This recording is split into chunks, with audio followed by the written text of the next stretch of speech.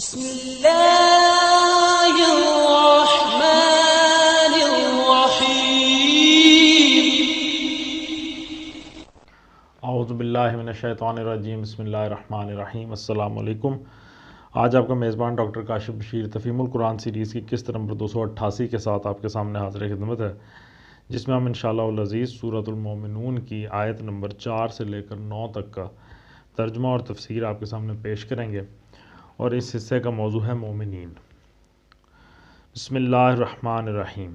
والذین هم للزکاۃ فاعلون، ترجمہ زکوٰۃ کے طریقے پر عامل ہوتے ہیں۔ تفسیر میں آیا کہ زکوٰۃ دینے اور زکوٰۃ کے طریقے پر عامل ہونے میں معنی کے اعتبار سے بڑا فرق ہے، جسے نظر انداز کر کے دونوں کو ہم معنی سمجھ لینا صحیح نہیں ہے۔ آخر کوئی بات تو ہے جس کی وجہ سے یہاں مومنین کی صفات بیان کرتے ہوئے یؤتون الزکاۃ کا معروف انداز چھوڑ کر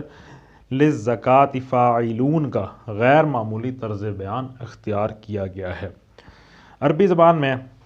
زکوٰۃ کا مفہوم دو معنوں سے مرکب ہے، ایک پاکیزگی، دوسرے نشو و نما۔ کسی چیز کی ترقی میں جو چیز مانع ہوں ان کو دور کرنا اور اس کے اصل جوہر کو پروان چڑھانا، یہ دو تصورات مل کر زکوٰۃ کا پورا تصور بناتے ہیں۔ پھر یہ لفظ جب اسلامی اصطلاح بنتا ہے تو اس کا اطلاق دو معنوں پر ہوتا ہے، ایک وہ مال جو مقصد تزکیہ کے لیے نکالا جائے، دوسرے بجائے خود تزکیہ کا فعل۔ اگر یؤتون الزکاۃ کہیں تو اس کے معنی یہ ہوں گے کہ وہ تزکیہ کی غرض سے اپنے مال کا ایک حصہ دیتے یا ادا کرتے ہیں۔ اس طرح بات صرف مال دینے تک محدود رہ جاتی ہے، لیکن اگر للزکاۃ فاعلون کہا جائے تو اس کا مطلب یہ ہوگا کہ وہ تزکیہ کا فعل کرتے ہیں، اور اس صورت میں بات صرف مالی زکوٰۃ ادا کرنے تک محدود نہ رہے گی، بلکہ تزکیہ نفس، تزکیہ اخلاق، تزکیہ زندگی، تزکیہ مال، غرض ہر پہلو کے تزکیہ تک وسیع ہو جائے گی، اور مزید برآں اس کا مطلب صرف اپنی ہی زندگی کے تزکیہ تک محدود نہ رہے گا، بلکہ اپنے گرد و پیش کی زندگی کے تزکیہ تک بھی پھیل جائے گا۔ لہٰذا دوسرے الفاظ میں اس آیت کا ترجمہ یوں ہوگا کہ وہ تزکیہ کا کام کرنے والے لوگ ہیں، یعنی اپنے آپ کو بھی پاک کرتے ہیں اور دوسروں کو پاک کرنے کی خدمت بھی انجام دیتے ہیں، اپنے اندر بھی جوہر انسانیت کو نشو و نما دیتے ہیں، اور باہر کی زندگی میں بھی اس کی ترقی کے لیے کوشاں رہتے ہیں۔ یہ مضمون قرآن مجید میں دوسرے مقامات پر بھی بیان فرمایا گیا ہے، مثلا سورہ اعلیٰ میں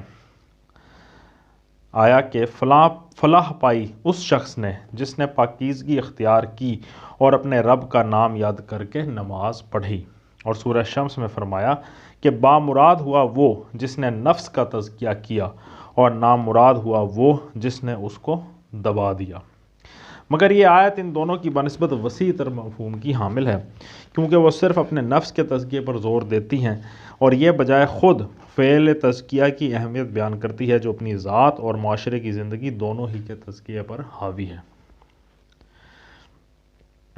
والذین هم لفروجہم حافظون،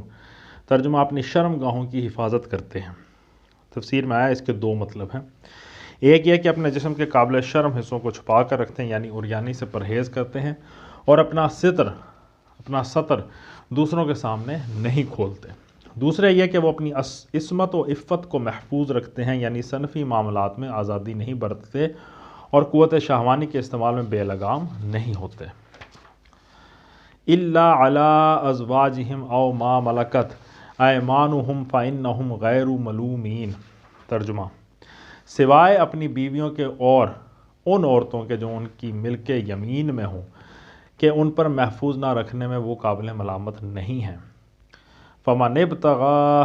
وراء ذلك فاولئک هم العادون، ترجمہ البتہ جو اس کے علاوہ کچھ اور چاہیں وہی زیادتی کرنے والے ہیں۔ تفسیر میں آتا ہے یہ جملہ معترضہ ہے جو اس غلط فہمی کو رفع کرنے کے لیے ارشاد ہوا ہے جو شرم گاہوں کی حفاظت کے لفظ سے پیدا ہوتی ہے، اور دنیا میں پہلے بھی یہ سمجھا جاتا رہا ہے، اور جب آج بھی بہت سے لوگ اس غلط فہمی میں مبتلا ہیں کہ قوت شہوانی بجائے خود ایک بڑی چیز ہے، بری چیز ہے، اور اس کے تقاضے پورے کرنا خواہ جائز طریقے ہی سے کیوں نہ ہوں، بہرحال نیک اور اللہ والے لوگوں کے لیے موزوں نہیں ہے۔ یہ ایک غلط فہمی ہے۔ اس غلط فہمی کو تقویت پہنچ جاتی اگر صرف اتنا ہی کہہ کر بات ختم کر دی جاتی کہ فلاح پانے والے اہل ایمان اپنی شرم گاہوں کو محفوظ رکھتے ہیں، کیونکہ اس کا مطلب یہ لیا جا سکتا تھا کہ وہ لنگوٹ بند رہتے ہیں، راہب اور سنیاسی قسم کے لوگ ہوتے ہیں، شادی بیاہ کے جھگڑوں میں نہیں پڑتے۔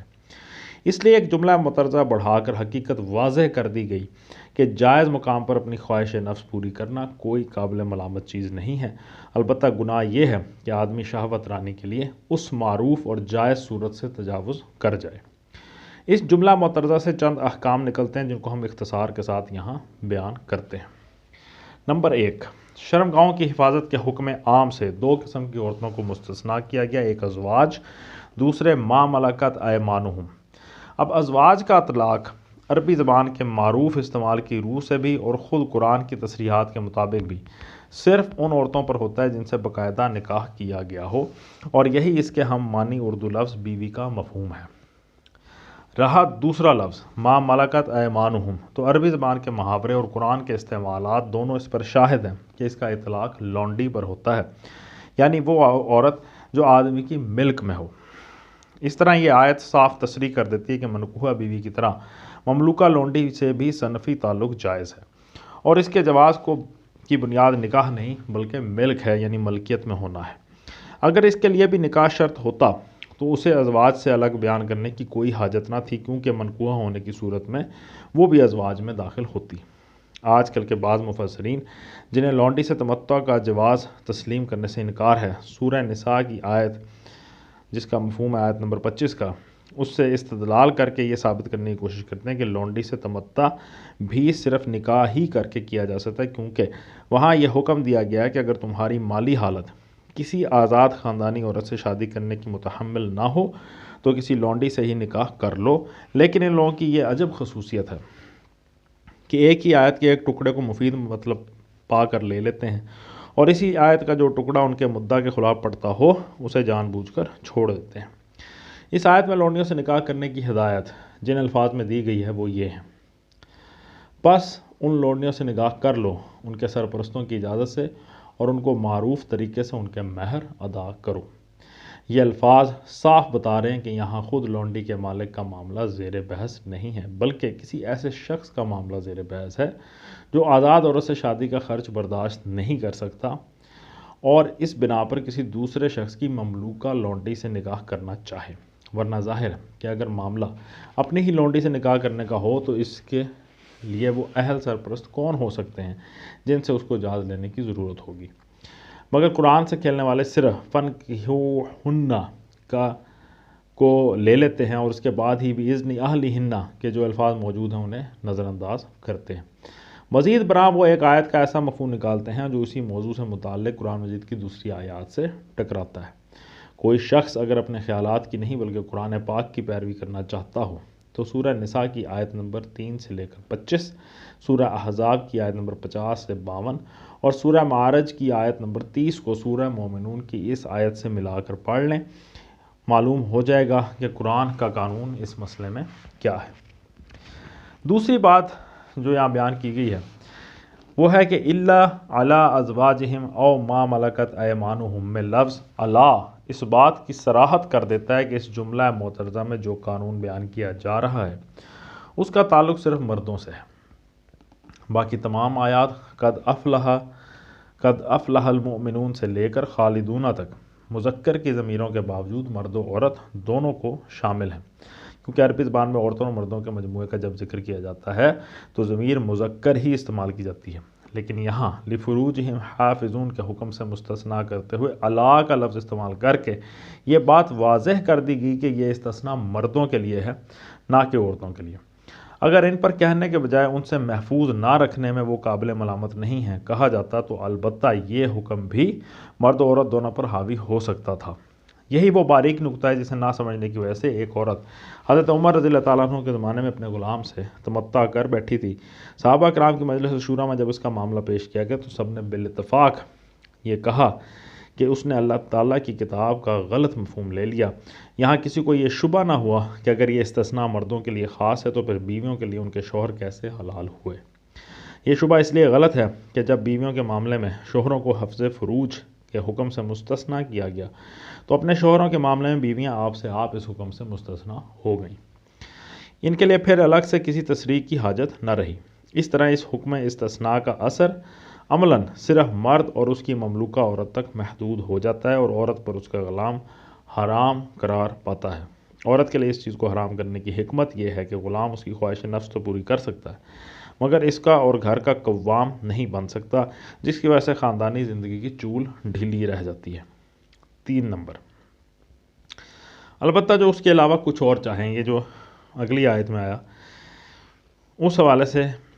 آیا کہ اس فقرے نے مذکورہ بالا 2 جائز صورتوں کے سوا ان کے علاوہ خواہش نفس پوری کرنے کی تمام دوسری صورتوں کو حرام کر دیا ہے، خواہ وہ زنا کی کوئی بھی شکل ہو۔ صرف ایک معاملہ جو ہے استمناء والید یعنی ماسٹربیشن کے معاملے میں فقہاء کے درمیان اختلاف ہے۔ امام احمد بن حنبل اس کو جائز قرار دیتے ہیں، امام مالک اور امام شافعی اس کو قطعی حرام ٹھہراتے ہیں، اور حنفیہ کے نزدیک اگرچہ یہ حرام ہے لیکن وہ کہتے ہیں کہ اگر شدید غلبہ جذبات کی حالت میں آدمی سے احیاناً اس فعل کا صدور ہو جائے تو امید ہے کہ معاف کر دیا جائے گا۔ نمبر 4، بہت اہم نقطہ ہے، بعض مفسرین نے متاع کی حرمت بھی اس آیت سے ثابت کی ہے۔ ان کا استدلال یہ ہے کہ ممتوعہ عورت نہ تو بیوی کے حکم میں داخل ہے اور نہ لونڈی کے حکم میں۔ لونڈی تو وہ ظاہر ہے کہ نہیں ہے، اور بیوی اس لیے نہیں ہے کہ زوجیت کے لیے جتنے قانونی احکام ہیں ان میں سے کسی کا بھی اس پر اطلاق نہیں ہوتا۔ نہ وہ مرد کی وارث ہوتی ہے، نہ مرد اس کا وارث ہوتا ہے، نہ اس کے لیے عدت ہے، نہ طلاق، نہ نفقہ، نہ اعلہ اور زہار اور لعان وغیرہ کچھ بھی نہیں، بلکہ 4 بیویوں کی مقررہ حد سے بھی وہ مستثنیٰ ہے۔ بس جب وہ بیوی اور لونڈی دونوں کی تعریف میں نہیں آتی تو لا محالہ وہ ان کے علاوہ کچھ اور میں شمار ہوگی جس کے طالب کو قرآن حد سے گزرنے والا قرار دیتا ہے۔ یہ استدلال بہت قوی ہے، بہت مضبوط دلیل ہے، مگر اس میں کمزوری کا ایک پہلو ایسا ہے جس کی بنا پر کہنا مشکل ہے کہ متاع کی حرمت کے بارے میں یہ آیت ناطق ہے یا دلیل آخر ہے۔ وہ پہلو یہ ہے کہ نبی صلی اللہ علیہ وآلہ وسلم نے متاع کی حرمت کا آخری اور قطعی حکم فتح مکہ کے سال میں دیا ہے، اور اس سے پہلے اجازت کے ثبوت صحیح احادیث میں پائے جاتے ہیں۔ اگر یہ مان لیا جائے کہ حرمت متاع کا حکم قرآن کی اس آیت ہی میں آ چکا تھا جو بالاتفاق مکی صورت ہے اور ہجرت سے کئی سال پہلے نازل ہوئی تھی، تو کیسے تصور کیا جا سکتا ہے کہ نبی صلی اللہ علیہ وآلہ وسلم اسے فتح مکہ تک جائز رکھتے؟ لہٰذا یہ کہنا زیادہ صحیح ہے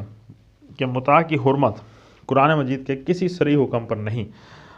بلکہ نبی صلی اللہ علیہ وآلہ وسلم کی سنت پر مبنی ہے۔ سنت میں اس کی صراحت نہ ہوتی تو محض اس آیت کی بنا پر تحریم کا فیصلہ کر دینا مشکل تھا۔ متاع کا جب ذکر آ گیا ہے تو مناسب معلوم ہوتا ہے کہ 2 باتوں کی اور توضیح کر دی جائے۔ اول یہ کہ اس کی حرمت خود نبی صلی اللہ علیہ وآلہ وسلم سے ثابت ہے، لہٰذا یہ کہنا کہ اسے حضرت عمر رضی اللہ تعالیٰ عنہ نے حرام کیا درست نہیں ہے۔ حضرت عمر رضی اللہ تعالیٰ عنہ اس حکم کے موجد نہیں تھے بلکہ صرف اسے شائع کرنے اور نافذ کرنے والے تھے۔ چونکہ یہ حکم حضور صلی اللہ علیہ وآلہ وسلم نے آخر زمانے میں دیا تھا اور عام لوگوں تک نہ پہنچا تھا، اس لیے حضرت عمر رضی اللہ تعالیٰ عنہ نے اس کی عام اشاعت کی اور بذریعہ قانون اسے نافذ کیا۔ دوم یہ کہ شیعہ حضرات نے متاع کو مطلقاً مباح ٹھہرانے کا جو مسلک اختیار کیا ہے اس کے لیے تو بہرحال نصوص کتاب و سنت میں سرے سے کوئی گنجائش نہیں ہے۔ صدر اول میں صحابہ اور تابعین اور فقہاء میں سے چند بزرگ جو اس کے جواز کے قائل تھے اور وہ اسے صرف اضطرار اور شدید ضرورت کی حالت میں جائز قرار دیتے تھے۔ ان میں سے کوئی بھی اسے نکاح کی طرح مباح مطلق اور عام حالات میں معمول بنا لینے کا قائل نہ تھا۔ ابن عباس رضی اللہ تعالیٰ عنہ جن کا نام قائلین جواز میں سب سے زیادہ نمایاں کر کے پیش کیا جاتا ہے، اپنے مسلک کی توضیح خود ان الفاظ میں کرتے ہیں: یہ تو مردار کی طرح ہیں کہ مستر کے سوا کسی کے لیے حلال نہیں۔ اور اس فتوے سے بھی وہ اس وقت باز آ گئے تھے جب انہوں نے دیکھا کہ لوگ اباحت کی گنجائش سے ناجائز فائدہ اٹھا کر آزادانہ متاع کرنے لگے ہیں اور ضرورت تک اسے موقوف نہیں رکھتے۔ اس سوال کو اگر نظر انداز کر بھی دیا جائے کہ ابن عباس اور ان کے ہمخیال چند گنے چنے اصحاب نے اس مسلک سے رجوع کر لیا تھا یا نہیں، تو ان کے مسلک کو اختیار کرنے والا زیادہ سے زیادہ جواز بحالت اضطرار کی حد تک جا سکتا ہے۔ مطلق اباحت اور بلا ضرورت تمتع حتیٰ کہ منکوحہ بیویوں تک کی موجودگی میں بھی ممتوعات سے استفادہ کرنا تو ایک ایسی آزادی ہے جسے ذوق سلیم بھی گوارا نہیں کرتا، کجا کہ اسے شریعت محمدیہ کی طرف منسوب کیا جائے اور ائمہ اہل بیت کو اس سے متہم کیا جائے۔ میرا خیال ہے کہ اس حوالے سے کوئی بھی شریف آدمی یہ گوارہ نہیں کر سکتا کہ کوئی شخص اس کی بیٹی یا بہن کے لیے نکاح کے بجائے متاع کا پیغام دے۔ اس کے معنی یہ ہوئے کہ جواز متاع کے لیے معاشرے میں زنان بازاری کی طرح عورتوں کا ایک ایسا ادنا طبقہ موجود رہنا چاہیے جس سے تمتع کرنے کا دروازہ کھلا رہے، یا پھر یہ کہ متاع صرف غریب لوگوں کی بیٹیوں اور بہنوں کے لیے ہو اور اس سے فائدہ اٹھانا خوشحال طبقے کے مردوں کا حق ہو۔ کیا خدا اور رسول کی شریعت سے اس طرح کے غیر منصفانہ قوانین کی توقع کی جا سکتی ہے؟ اور کیا خدا اور اس کے رسول سے یہ امید کی جا سکتی ہے کہ وہ کسی ایسے فعل کو مباح کر دیں گے جسے ہر شریف عورت اپنے لیے بےزتی ہی سمجھے یا بے حیائی جانے؟ والذین هم لأماناتهم وعہدہم راعون، ترجمہ اپنی امانتوں اور اپنے عہد و پیمان کا پاس رکھتے ہیں۔ تفسیر میں آتا ہے امانات کا لفظ جامع ہے ان تمام امانتوں کے لیے جو خداوند عالم نے یا معاشرے نے یا افراد نے کسی شخص کے سپرد کی ہوں، اور عہد و پیمان میں وہ سارے معاہدے داخل ہیں جو انسان اور خدا کے درمیان یا انسان اور انسان کے درمیان یا قوم اور قوم کے درمیان استوار کیے گئے ہیں۔ مومن کی صفت یہ ہے کہ وہ کبھی امانت میں خیانت نہ کرے گا اور کبھی اپنے قول و اقرار سے نہ پھرے گا۔ نبی صلی اللہ علیہ وآلہ وسلم اکثر اپنے خطبوں میں فرمایا کرتے تھے، جس کا مفہوم ہے جو امانت کی صفت نہیں رکھتا وہ ایمان نہیں رکھتا، اور جو عہد کا پاس نہیں رکھتا وہ دین نہیں رکھتا۔ ریفرنس ہے بہقی فی شعب الایمان۔ بخاری و مسلم کی بھی آگے متفق علیہ روایت ہے کہ حضور صلی اللہ علیہ وآلہ وسلم نے فرمایا 4 خصلتیں ہیں کہ جس میں وہ چاروں پائی جائیں وہ خالص منافق ہے، اور جس میں کوئی ایک پائی جائے اس کے اندر نفاق کی ایک خصلت ہے جب تک کہ وہ اسے چھوڑ نہ دے۔ اب وہ کیا خصلتیں؟ جب کوئی امانت اس کے سپرد کی جائے تو خیانت کرے، جب بولے تو جھوٹ بولے، جب عہد کرے تو توڑ دے، اور جب کسی سے جھگڑے تو اخلاق و دیانت کی ساری حدیں پھاند جائے۔ والذین هم علی صلاتہم یحافظون، ترجمہ اور اپنی نمازوں کی محافظت کرتے ہیں۔ تفسیر میں آتا ہے اوپر اس سے پہلے سٹارٹ میں بالکل اس سورت کے خشوع کا ذکر آیا، اس ذکر میں نماز فرمایا تھا، اور یہاں نمازوں، یہاں پہ جمع کا صیغہ ہے۔ دونوں میں فرق یہ ہے کہ وہاں جن سے نماز مراد تھی اور یہاں ایک ایک وقت کی نماز فرداً مراد ہے۔ نمازوں کی محافظت کا مطلب یہ ہے کہ وہ اوقات نماز، آداب نماز، ارکان و اجزاء نماز، غرض نماز سے تعلق رکھنے والی ہر چیز، ہر شے، ہر طریقے کی پوری نگہداشت کرتے ہیں، جسم اور کپڑے پاک رکھتے ہیں، وضو ٹھیک طرح سے کرتے ہیں، اور اس بات کا خیال رکھتے ہیں کہ کبھی بے وضو نہ پڑھ بیٹھے، صحیح وقت پر نماز ادا کرنے کی فکر کرتے ہیں، وقت ٹال کر نہیں پڑھتے، نماز کے تمام ارکان پوری طرح سکون و اطمینان کے ساتھ ادا کرتے ہیں، ایک بوجھ کی طرح جلدی سے اتار کر بھاگ نہیں جاتے، اور جو کچھ نماز میں پڑھتے ہیں وہ اس طرح پڑھتے ہیں کہ جیسے بندہ اپنے خدا سے کچھ عرض کر رہا ہے، نہ اس طرح کہ گویا کہ رٹی ہوئی عبارت کو کسی نہ کسی طور پر ہوا میں پھونک دینا ہے۔ صدق اللہ العلی العظیم۔ الحمدللہ آج ہم نے سورۃ المومنون کی آیت نمبر 9 تک کا ترجمہ اور تفسیر آپ کے سامنے پیش کیا۔ اللہ تعالیٰ سے دعا ہے کہ اللہ تعالیٰ ہمیں ان احکامات پہ صحیح طرح سے، بالکل صحیح طرح سے، خشوع و خضوع سے، عاجزی کے ساتھ عمل کرنے کی توفیق عطا فرمائے، تاکہ ہم پوری طرح سے اسلام میں داخل ہو جائیں۔ اسی دعا کے ساتھ آپ سے اجازت چاہیں گے۔ اپنا بہت خیال رکھیں۔ آپ لوگوں کا بہت بہت شکریہ۔ اللہ حافظ۔